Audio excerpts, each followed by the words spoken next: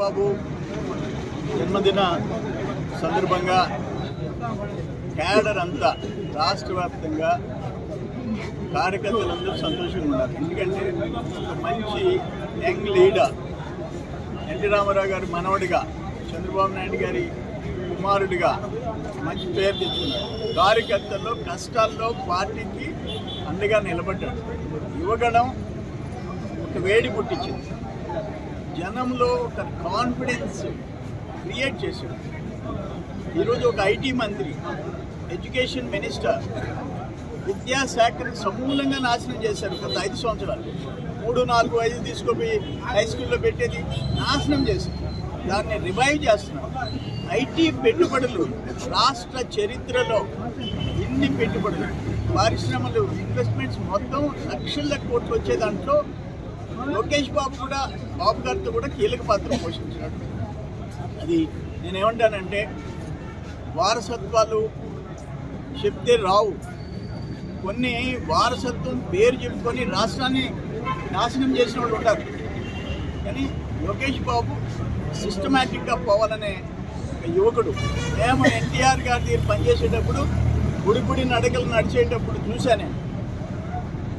ఆయన born in 83, 84 అప్పటి నుంచి నేను చూసా. ఈరోజు ఈ స్థాయికి రావడం నిజంగా సంతోషం. రాష్ట్రంలో ఇంకా గత ప్రభుత్వం చేసిన పాపాలు ఇప్పుడు కూడా వాళ్ళు ప్రవర్తించే తీరు, మీరు రెడ్ బుక్ ఓపెన్ చేయాల్సిందే.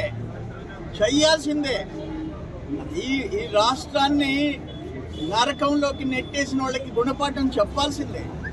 అప్పుడే కాన్ఫిడెన్స్ కార్యకర్తలు వస్తుంది, రాష్ట్రం ట్రాక్లో పడుద్ది, దుర్మార్గులకి చరమగీతం పాడినట్టు.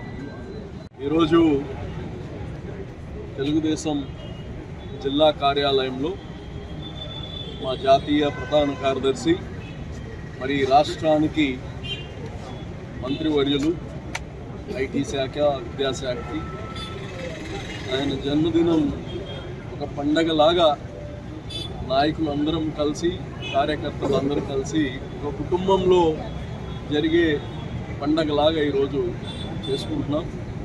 మరి లోకేష్ గారి గురించి చెప్పాలంటే, లోకేష్ గారిని చంద్రబాబు గారు తీర్చిదిద్దుతున్నారు. Is going to be the asset for the state. ఈ రాష్ట్రానికి ఒక అమూల్యమైన నాయకుడిగా మారబోతున్నారు లోకేష్ గారు. ఆయన చేసిన ప్రజల్లో తిరిగి పాదయాత్ర కావచ్చు, ఇవన్నీ ఒక నాయకుడు అవ్వాలంటే ప్రజల యొక్క గుండె చప్పుడిని వినాల్సిన పరిస్థితి. అది వేల కిలోమీటర్లు తిరిగి ఆ వాస్తవాలను తెలుసుకొని అనుభవమైన వ్యక్తి కింద, తండ్రి కాకపోయినా, ఒకవేళ తండ్రి కాకపోయి ఉండున్నా చంద్రబాబు లాంటి వారి యొక్క నీడలో ఆయన రావడం అంటే ఒక లెజెండ్ నీడలో, నేను చెప్పేది వారసత్వంగా కాదు, ఒక లెజెండ్ నీడలో వస్తుంటే ఆయనకి వస్తుండే ఆ ఎక్స్పోజర్ నిన్న చూసాం దావోస్లో. ద వే చంద్రబాబు నాయుడు గారు అక్కడ అందరూ యంగ్ లీడర్స్ని, ఒక లోకేష్ గారినే కాదు, యంగ్ లీడర్స్, రామ్మోహన్ రావుని కావచ్చు, రామ్మోహన్ నాయుడు కావచ్చు, తర్వాత వచ్చి మన భరత్ గారిని కావచ్చు, మీరు చూస్తే అందరూ అరౌండ్ 40-45 ఇయర్స్ లోపల. అంటే ఈ దేశానికి, ఈ రాష్ట్రానికి ఎటువంటి నాయకత్వం ఇస్తున్నారో ఒకసారి అర్థం చేసుకోవాలి. ఇది దేశం పైన, రాష్ట్రం పైన ఉండే ప్రేమ. అంటే నేనే ఉండాలి, 99 సంవత్సరాలు, 100 సంవత్సరాలు నేను ఉండాలి అనే ఆలోచన ఉండే వ్యక్తి కాదు చంద్రబాబు నాయుడు గారు. కానీ ఈరోజు ఒక మంచి నాయకుడు జన్మదినం మేమంతా కలిసి చేసుకుంటున్నందుకు చాలా సంతోషంగా ఉంది.